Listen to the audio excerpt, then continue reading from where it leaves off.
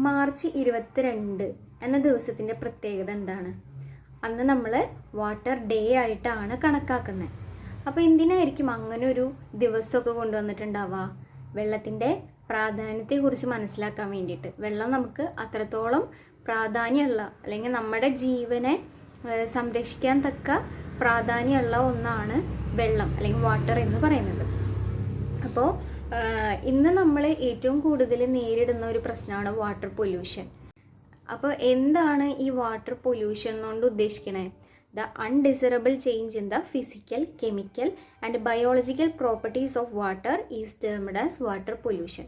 വെള്ളത്തിൻ്റെ chemical, physical, biological പ്രോപ്പർട്ടീസിൽ എന്തെങ്കിലും ചേഞ്ച് ഉണ്ടാകുമ്പോഴാണ് നമ്മളതിനെ വാട്ടർ പൊല്യൂഷൻ എന്ന് പറയുന്നത്. ഞാൻ മുമ്പ് പറഞ്ഞു, നമ്മൾ ഏറ്റവും കൂടുതൽ ഈ ഒരു മോഡേൺ വേൾഡിൽ നമ്മൾ കൂടുതൽ ഫേസ് ചെയ്യുന്ന ഒരു പ്രശ്നമാണ് വാട്ടർ പൊല്യൂഷൻ എന്ന് പറയുന്നത്. അപ്പം ഈ വാട്ടർ പൊല്യൂഷൻ കൺട്രോൾ ചെയ്യാൻ വേണ്ടിയിട്ട് നമുക്കൊരു നിയമമൊക്കെ ഉണ്ട്. ആ നിയമത്തിനെ law on prevention and control of water pollution എന്നാണ് പറയുക. We have a law enforcing the control of water pollution in our country. It is known as the Law on Prevention and Control of Water Pollution. ഇനി ഈ ചിത്രങ്ങളൊക്കെ ഒന്ന് നോക്കിയേ. ഇതിൽ എന്തൊക്കെ കാര്യങ്ങളാണ് പറയണേ?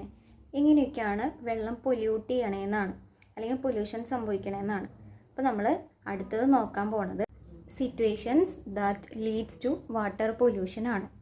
ഒന്ന് രണ്ടെണ്ണം പറയാണെച്ചെങ്കിൽ നമുക്ക് പറയാം. Pollutants or effluents from industries. നമ്മുടെ ഫാക്ടറികളിൽ നിന്നോ അല്ലെങ്കിൽ ഇൻഡസ്ട്രിയിൽ നിന്നോ വരുന്ന പൊല്യൂട്ടൻസ് അല്ലെങ്കിൽ കെമിക്കൽസ്, അതൊക്കെ വെള്ളത്തിൽ വന്ന് ചേരുകയാണെങ്കിൽ എന്തുണ്ടാവും? അവിടെ വാട്ടർ പൊല്യൂഷൻ സംഭവിക്കും. അതുപോലെ നമുക്ക് പറയാം പ്ലാസ്റ്റിക് വേസ്റ്റ് ഡംപിങ്. ഇപ്പം പ്ലാസ്റ്റിക് കവറ്, വാട്ടർ ബോട്ടിലുകൾ, പ്ലാസ്റ്റിക് വാട്ടർ ബോട്ടിലുകൾ, അതൊക്കെ നമ്മൾ എന്ത് ചെയ്യാണ്? നമ്മളിപ്പോൾ വെള്ളം കുടിച്ചു കഴിഞ്ഞാൽ ആ കുപ്പിയൊക്കെ എടുത്തിട്ട് വല്ല തോട്ടിലോ അല്ലെങ്കിൽ എവിടെയെങ്കിലുമൊക്കെ വെള്ളത്തിൽ, ജലാശയത്തിൽ കൊണ്ടുപോയി കളയാണ് ചെയ്യുക. അപ്പം അങ്ങനെ ചെയ്യുമ്പോൾ എന്താണ് ഉണ്ടാവുന്നത്? അവിടെ വാട്ടർ പൊല്യൂഷനാണ് ഉണ്ടാവുന്നത്. അപ്പം വാട്ടർ പൊല്യൂഷൻ ഉണ്ടാവാനായിട്ടുള്ള situations that lead to water pollution ആയിട്ട് പറയുന്നത്, ഒന്ന് pollutants or effluents from industries, രണ്ടാമത് പ്ലാസ്റ്റിക് വേസ്റ്റുകൾ. ഇനി വാട്ടർ പൊല്യൂഷൻ കൊണ്ട് അല്ലെങ്കിൽ വാട്ടർ പൊല്യൂഷൻ്റെ എഫക്ട്സ് എന്തൊക്കെയാണെന്നാണ് നമ്മൾ നോക്കാൻ പോകണം. ഇപ്പം വെള്ളം ഇല്ലാണ്ട് നമുക്ക് എത്ര കാലം ജീവിക്കാൻ പറ്റും? നമുക്കത് ആലോചിക്കാൻ പോലും പറ്റില്ല, അല്ലേ? അപ്പോൾ നമ്മുടെ വെള്ളം പൊല്യൂട്ടായി കഴിഞ്ഞാൽ എന്തൊക്കെ നമ്മൾ നേരിടേണ്ടി വരും? ഒന്നാമതായിട്ട് പറയണത് അൺഅവൈലബിലിറ്റി ഓഫ് ഫ്രഷ് വാട്ടർ. നമുക്ക് കുടിക്കാൻ പറ്റുന്ന അല്ലെങ്കിൽ കുടിക്കാൻ തക്ക വെള്ളം, ഫ്രഷ് വാട്ടർ നമുക്ക് കിട്ടാതെയാവും. ഇപ്പോൾ നമ്മൾ പറഞ്ഞു, വെള്ളമില്ലാണ്ട് മനുഷ്യന്മാർക്ക് ജീവിക്കാൻ പറ്റുക, അതിനെക്കുറിച്ച് നമുക്ക് ചിന്തിക്കാൻ പോലും പറ്റില്ല. ഈ മനുഷ്യന്മാർ മാത്രമാണോ ഈ ലോകത്തുള്ളത്? അല്ല, സസ്യങ്ങളുണ്ട്, ജീവികളുണ്ട്. അപ്പോൾ വാട്ടർ പൊല്യൂഷൻ ഉണ്ടായി കഴിഞ്ഞാൽ അവരെ കൂടെ അത് ബാധിക്കും. അപ്പോൾ survival of plants and animals are put to danger. അതുപോലെ തന്നെ വരുന്നതാണ് leads to the pollution of land and air as well. ഇനി ഈ വീഡിയോ ഒന്ന് കണ്ടു നോക്കിയേ.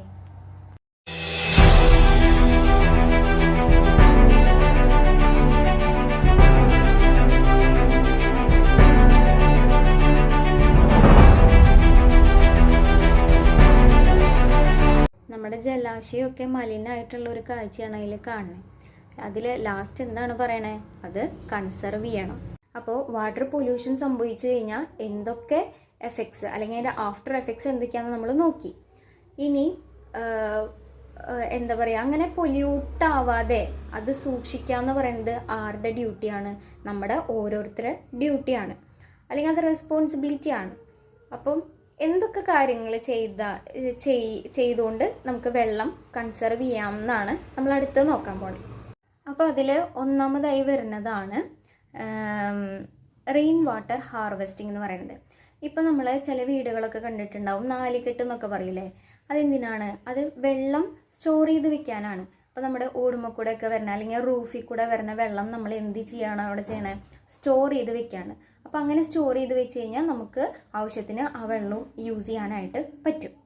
ഇപ്പം നമ്മുടെ ഗ്രൗണ്ട് ലെവല് അതിനേക്കാളും ഉയർത്തിയിട്ട് നമ്മൾ ഒരു ടാങ്കോ അങ്ങനെ എന്തെങ്കിലും യൂസ് ചെയ്തിട്ട് നമുക്ക് കിട്ടുന്ന വെള്ളം നമ്മൾ സ്റ്റോർ ചെയ്ത് വെക്കുകയാണ്. ഈ പറഞ്ഞ പോലെ വീടിൻ്റെ മുകളിൽ റൂഫിൽ നിന്ന് വരുന്ന വെള്ളമോ അല്ലെങ്കിൽ നേരിട്ട് മഴവെള്ളമോ അതൊക്കെ നമ്മൾ എന്ത് ചെയ്യാണ്, ആ ടാങ്കിലേക്ക് സ്റ്റോർ ചെയ്ത് വെക്കുകയാണ്. അതാണ് ഈ roof top rain water harvesting എന്ന് പറയുന്നത്. പിന്നെ ഒന്നാണ് storage of surface run off. ഇതെന്ന് പറഞ്ഞാൽ നമുക്ക് കുറച്ച് ആക്ടിവിറ്റീസിലൂടെ ഈ ഒരു കാര്യം ചെയ്യാൻ പറ്റും. ഇത് ഉദ്ദേശിക്കുന്നത് എന്താണെന്ന് വെച്ചാൽ നമ്മുടെ സോയിലിൽ റെയിൻ വാട്ടർ കളക്ട് ചെയ്ത് വെക്കാം. അത് നമുക്ക് ഞാൻ പറഞ്ഞ പോലെ കുറേ ആക്ടിവിറ്റീസിലൂടെ ചെയ്യാനായിട്ട് പറ്റും. ഒന്ന് conservation of wetlands conserve ചെയ്തുകൊണ്ട് നമുക്ക് ഈ ഒരു മെത്തേഡ് യൂസ് ചെയ്യാം. പ്രൊട്ടക്ഷൻ ഓഫ് ഫോറസ്റ്റ്, കാടുകൾ സംരക്ഷിച്ചുകൊണ്ട് നമുക്ക് ഇങ്ങനെ ചെയ്യാം. ടെറസ്ഡ് ഫാമിങ്ങിലൂടെ ചെയ്യാം.